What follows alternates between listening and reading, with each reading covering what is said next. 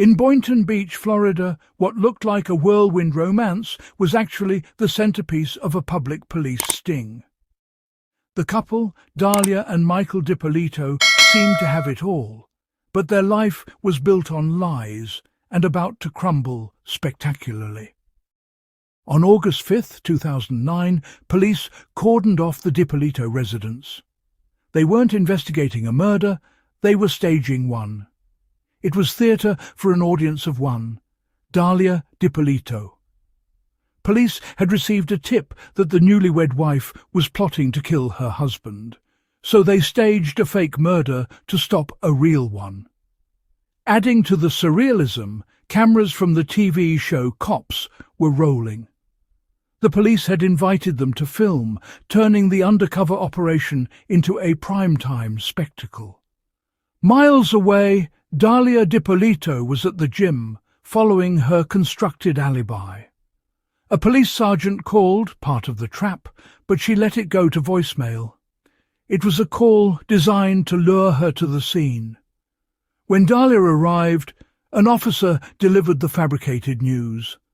Her husband was dead. Her reaction was immediate and dramatic. She collapsed, racked with sobs, a performance for the police and the cops' cameras. Investigators were skeptical of her grief. Dalia and Michael had married after a whirlwind courtship just months earlier. In a gesture of love, Michael put his townhouse solely in Dalia's name days after the wedding. He would come to regret it. Prosecutors argued her motive was simple greed. With Michael dead, she'd get the house and his savings. Her husband, Michael, was also on probation for past fraud convictions, making him a plausible target for a violent crime, a fact Dalia seemed to count on to deflect suspicion. Before settling on murder, Dalia allegedly tried to get Michael sent back to prison. She planted drugs in his car and tipped off police to frame him for a probation violation. When that failed, the scheme escalated to murder. Dalia turned to an old flame, Mohammed Shihadeh, asking if he knew a hitman. The shocking request put Shihadeh in an impossible position. Alarmed, Shihadeh went to the police. They acted quickly, turning him into a confidential informant and wiring him for sound to record Dalia's deadly intentions.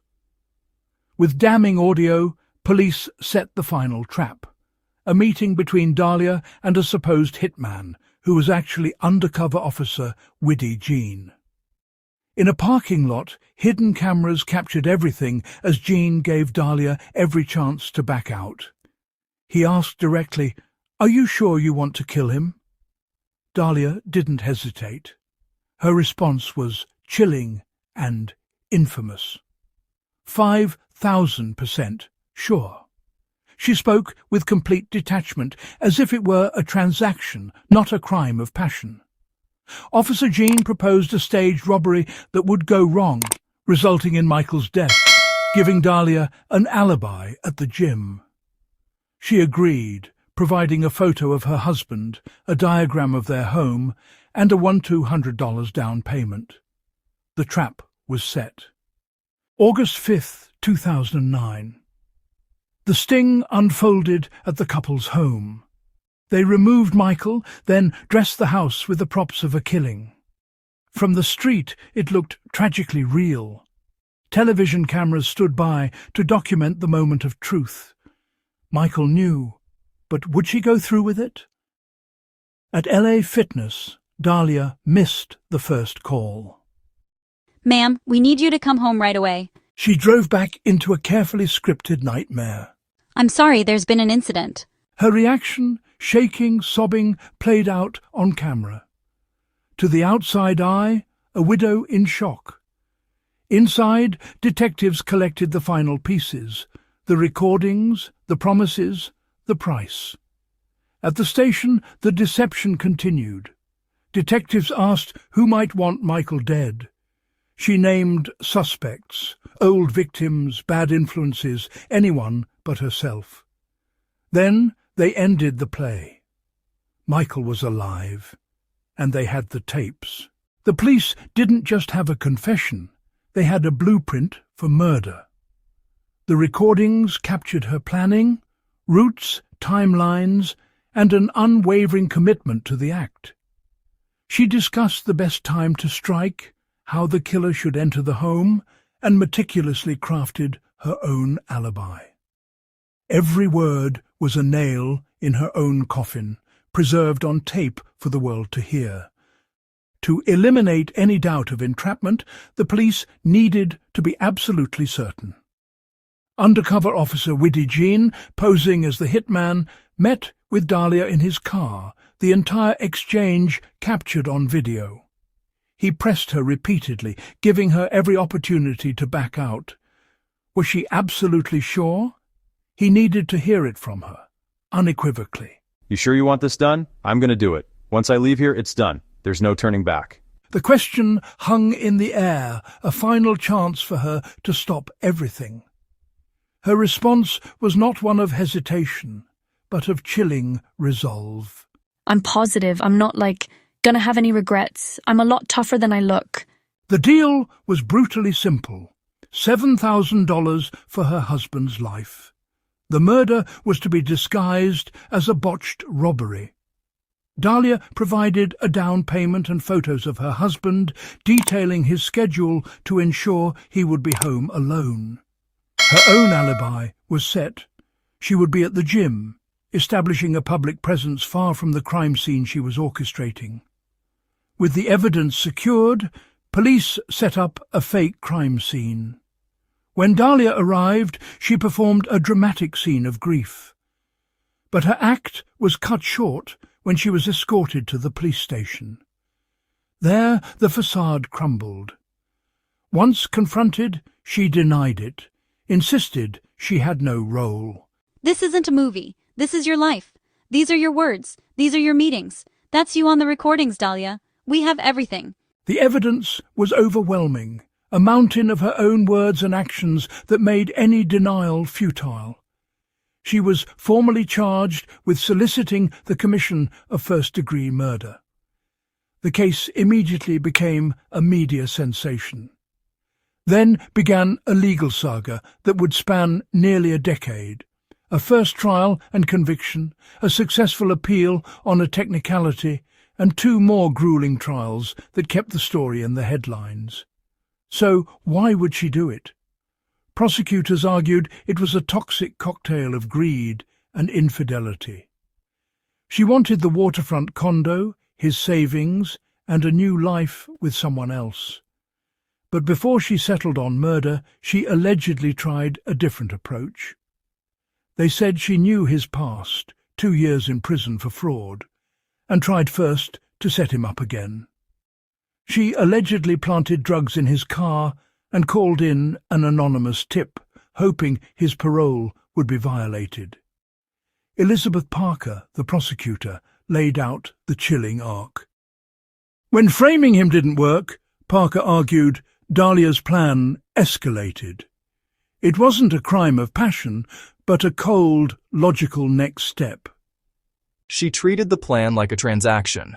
Cold, casual, chilling. Her lack of emotion on the tapes was more damning than any confession. In court, jurors watched hours of the damning recordings, every nod, every price, every promise. Her defense argued it was all a setup, an elaborate hoax orchestrated by Michael himself to chase reality TV fame. They claimed Dalia was just an actor in his script.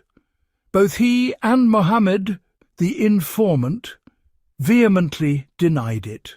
The legal battle was a marathon. The first trial shockingly ended in a mistrial, but the state was determined. They brought the case back to court, where the video evidence felt even more damning. The jury was tasked with untangling a web of love lies and a meticulously recorded murder-for-hire plot.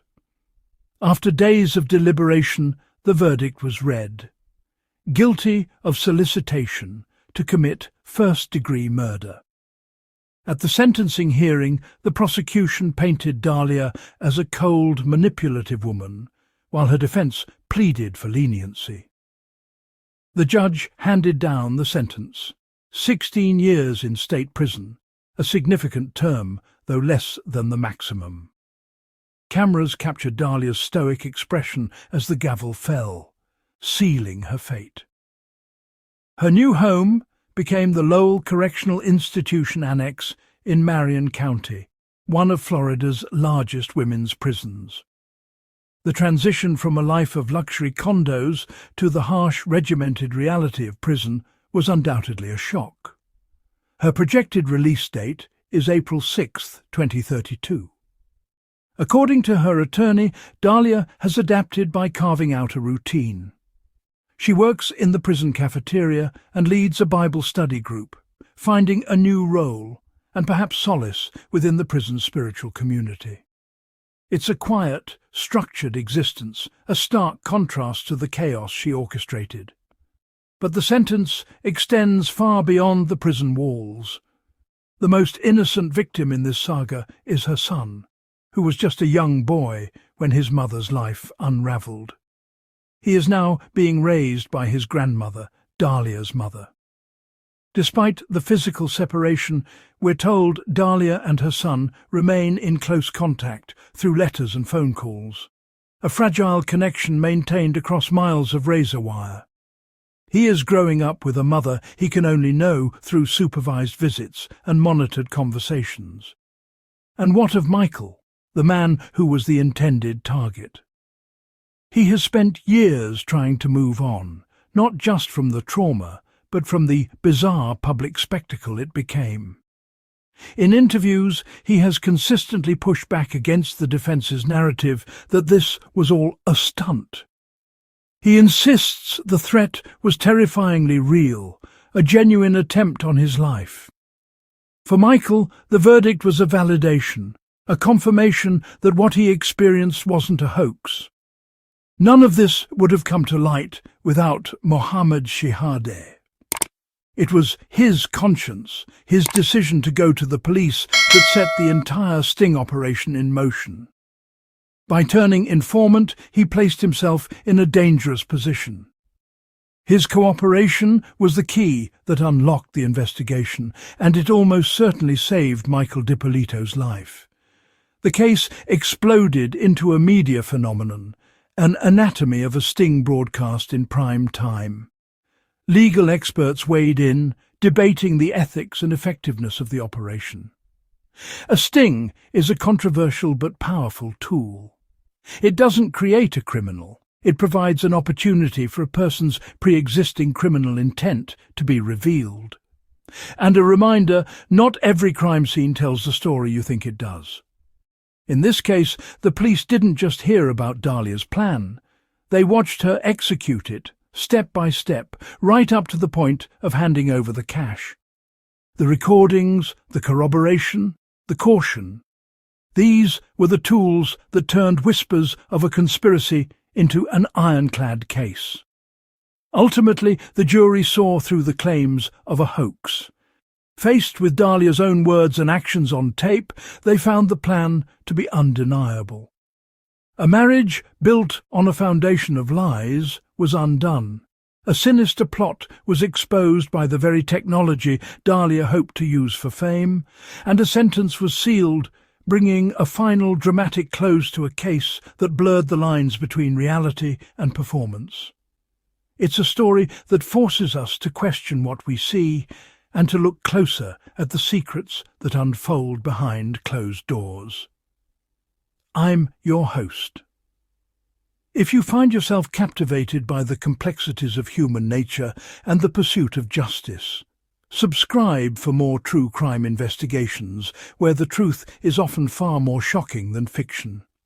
Stay safe and always stay curious.